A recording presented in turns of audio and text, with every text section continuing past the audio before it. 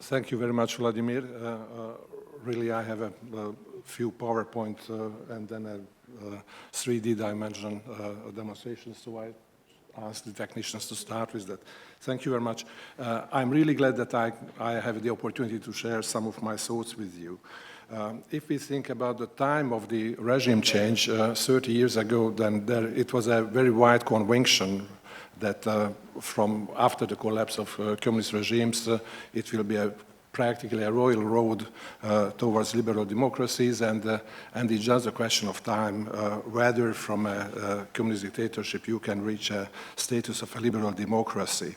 But as time went on, then most of the academics had to realize that the whole literature, which could be named as a transitology, it does not fulfill the expectations, and most of the regimes remain somewhere between dictatorships and democracies, and then a new phase of the academic research, what we could call hybridology, emerged, and now they try somehow to explain that what are really these countries. What is common in the mainstream literature, that they are on one hand concentrating mainly only on the political institutions when they try to describe post-communist regimes, and the other feature is that they use the categorical set what they use for the description of liberal democracies for such regimes which are not liberal democracies. This creates a situation, something like when I should go to a zoo and standing in front of an elephant and I say, oh, it's an illiberal fish. And I try to explain that everything which is the real feature of an elephant is just a deviation of a fish, and I have an expectation that after a time it will be that. Other academics who try to sharply separate between not just write these regimes on a continuum as hybrid regimes, but to make a real distinction between democracy, autocracy, and dictatorship. One of them is János Kornai, who when makes these differences, then sets up primary features and secondary features, and I only will quote 4 primary features, which is valid for the autocracies, for the post-communist autocracies, what we can call that as well. The government cannot be removed through a peaceful and civilized procedure. The institutions of accountability are really weak or formal in these regimes. But still, legal parliamentary opposition parties exist, and they can run on elections. Even these elections are distorted, and there is no terror on a large scale, and as it was in most of the classic communist regimes. So as a result of this, we should say, but still, this categorization, when we try to fit it on concrete post-communist regimes, we see that even if some of the countries are labeled as democracies, others are autocracies, and the third type still communist dictatorships, then they are very different types of countries in one box. How to solve this thing? I think what is the most important, just to get rid of that constraint that we are just concentrating on the political institutions, and let's reveal what are those stubborn structures, those relations of patronalism which somehow define these countries. And these stubborn structures, as me personally, I'm a sociologist, and therefore I'm very much open for such type of approach, which is practically a kind of continuation of Weberian, Max Weberian type approach. The first what I would mention is the lack of separation of spheres of social action. Historically, social actions, this is politics, economics, communal life. And as we are going from the Western societies towards the Eastern societies, from the Western Christianities towards the countries of Orthodox Christianity and the Islam countries, then we see that the degree of patronalism is growing into this direction. What does it mean? If we see the institutions, then it means from an institutional side, the collusion of power and ownership. Andrei Ryabov was speaking partly of it. There is no power without ownership. There is no ownership without power. It is a kind of, and with a patrimonialization of the state, which means that it's a private appropriation of the state authorities. On the other hand, on the personal side, it means informal networks. It will become later what kind of informal networks, patron-client relations. And when we are speaking about corruption, it's not just corruption is not a deviation in a lot of these countries, but the centralized, monopolized forms of corruption we can see, which is practically a norm. So instead of an axis between democracy and dictatorship, I would suggest a kind of triangle for creating a typology of these post-communist regimes and to try to detect the trajectories, what they run through from regime change until now, where these dimensions of the so-called stubborn structures are somehow included. There are three polar types of this: the liberal democracy, the communist dictatorship. It's not needed to say anything especially about it. And the third one is the patronal autocracy. About patronal autocracy, and I will come back later for the other ones, we can speak when a lot of academics who are somehow attached with as I mentioned, the Max Weberian tradition, if they are concentrating how they should call the states of these regimes, of patronal autocracies, then when they concentrate on the actor, they can say that informal state, network state, clan, but these networks, informal networks, can be hierarchical. If it's hierarchical, they speak about patronal state, but if these hierarchical networks has a character of an extended patriarchal family, then it's a clan state.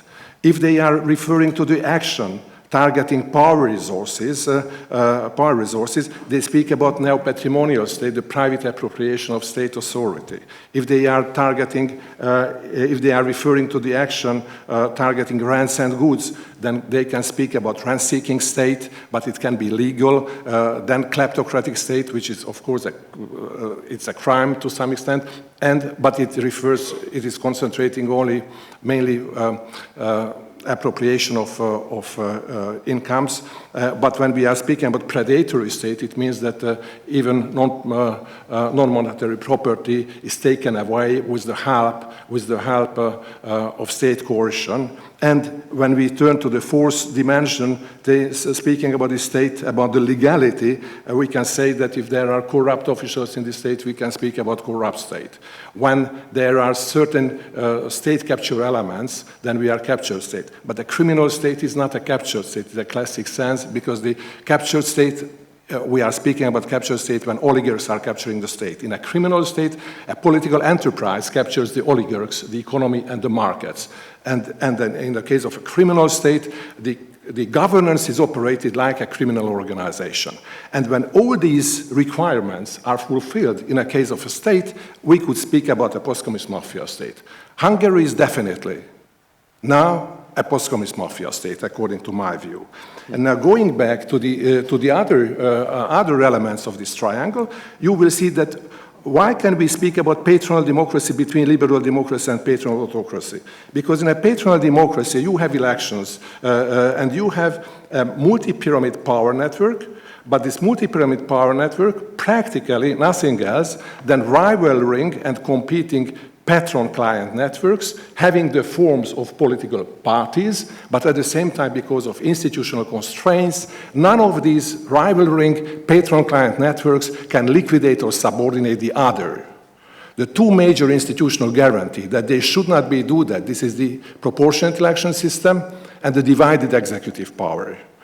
When one of these patron-client networks can liquidate all others and subjugate the others to itself, then we can speak about a single pyramid power network, a single pyramid patronal network. This is the patronal autocracy. In the case of conservative autocracy, the political institutions are attacked and partly monopolized if there is a successful autocratic breakthrough, but the private economy is untouched, normally untouched. And the last one is the market-exploiting dictatorship. You see something like China, when the monopoly of the political power remains untouched, but at the same time, there's a larger and larger share of private economy somehow in different ways controlled by them. Now, let's try to have a look at excuse me. Yes, this way. To have a look at, according to the trajectories. When somebody names these, the different deviations of post-communist regimes, and as part of hybrid regimes, somebody says this is a kleptocratic regime, the other says that is a fascistoid regime, the next one, this type of authoritarian regime.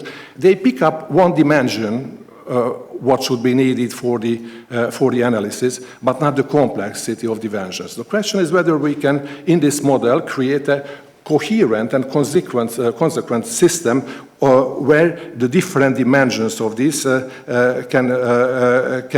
can be used at the same time. Here you see now again this triangle with the basic elements. And now let's see how can we segment different parts of this triangle along the lines of different dimensions. If we are speaking, for example, about this is let us say the classic hybridology approach about the election system, liberal democracy, electoral democracy, competitive, authoritarian regimes, hegemonic and closed authoritarian regimes, then we can see in this triangle that even different regimes, which, let us say, belong to competitive authoritarian regimes, they could belong to they could be seated at absolutely different parts in this triangle. If we should, let us say, just see one axis, then even these countries would be very close to each other, but it's just a misunderstanding of the situation because different type of autocratic actions can be absolutely different. Now, what are the further dimensions? This is the removability or accountability of the power. Fair elections, unfair elections, manipulated, and so on. I will go very quickly through it. The nature of the power, whether it's limited, unconstrained, or totalitarian. The next, pluralism of power networks. You see, there is a multi-pyramid power network in patronal autocracy and liberal democracy, and all other forces a single pyramid power network, what we have. The next one, the patronalism of rule. Non-patronal one, in this part, but in the form of patronalism, we have to make a difference between bureaucratic patronal constructions, like the classic Stalinist was also that one, it's a bureaucratic patronal construction, dependency, and informal one, which is characteristic for the patronal autocracies. Then the normativity of the state regulations, normative discretional. These are dominances. These are dominances, not, of course, for all actions, what we say. What is the formality of institutions? Formal, semi-formal, informal, which are the dominant form of institutions in these regimes. And it's also very important now for going back to the economy. Whether you have the dominance of competitive market with private property or like in a communist dictatorship, bureaucratic resource redistribution with the dominance of state property, or the so-called relational market redistribution with the dominance of power ownership. Again, about ideology. The regime in a liberal democracy is ideology neutral, even if the actors are ideology driven. But there is a process of public deliberation when they can compete with each other. And there, in a conservative autocracy, think of, let us say, of Kaczynski, it's an ideology driven regime or a communist dictatorship. But a regime like Orban is an ideology-applying regime, which means that in an ideology-driven regime, you have a value coherence, the ideology, what the ruling party is or ruling force is using. In an ideology-applying regime, there is no value coherence, there is a functionality coherence. They are applying absolutely so-called inconsistent, from value aspect, inconsistent elements, and they put it together. And now I'm going fast to the end. Again, about corruption, that normally the corruption you see in the liberal democracy and conservative autocracy, even in market-exploiting dictatorship, is system-destroying. In a communist dictatorship, it's system-lubricating. It's needed, moderately tolerated, while in a patronal autocracy is system constituting corruption. It's not a deviancy. It's not one of the basic constituting elements of the regime. And now if we are ready with this, then let's see that whether we can see what are the typical trajectories. Let's take first, one moment, let's take first Estonia. Well, yes, no, yes. Which means that is one of the countries which went from a communist dictatorship to a liberal democracy, and practically it remained there. But there are other countries which went to became liberal democracies and did not remain there. Now let's take the case of Poland. You see, then after 2015, they went back. It's not a conservative autocracy yet. It's an autocratic attempt, and it can be turned back.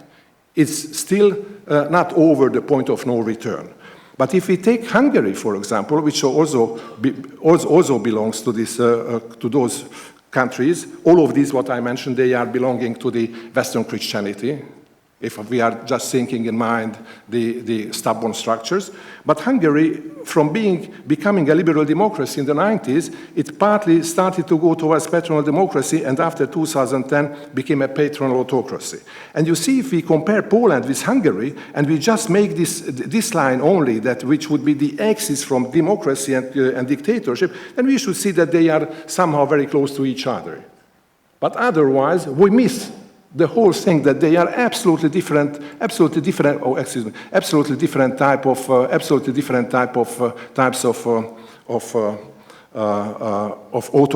autocratic attempts.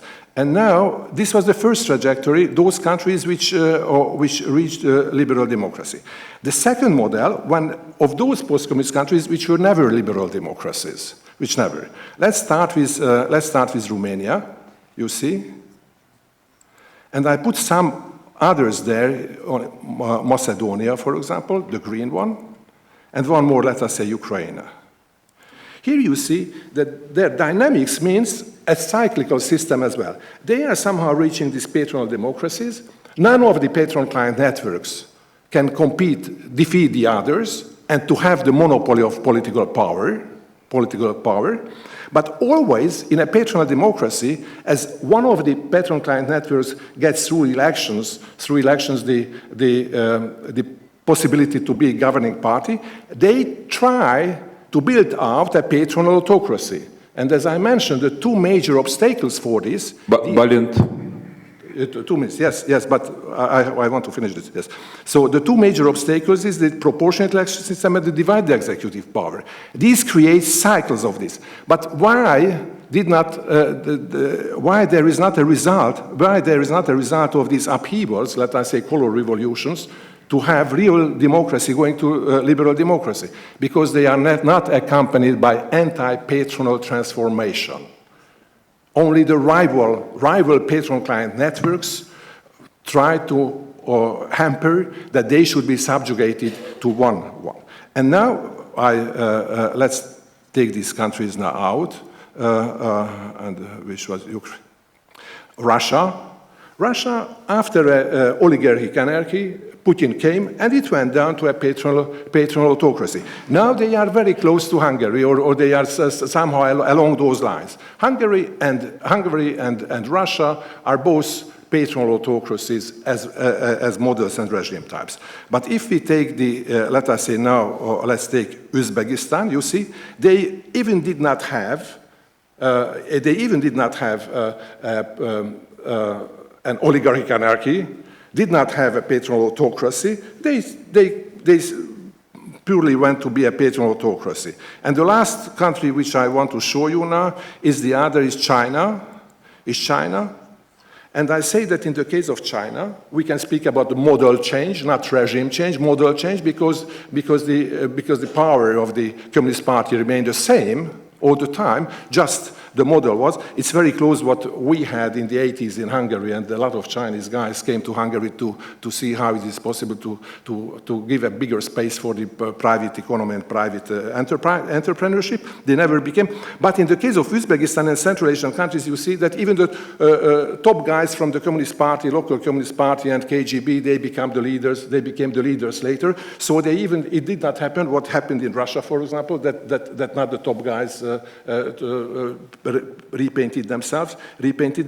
But contrary to China, Uzbekistan and all other Central Asian countries, even if they came the leaders from the Communist Party, they get rid of this dress and they built up their own parties. And this is what I wanted to finish. Thank you very much for your attention.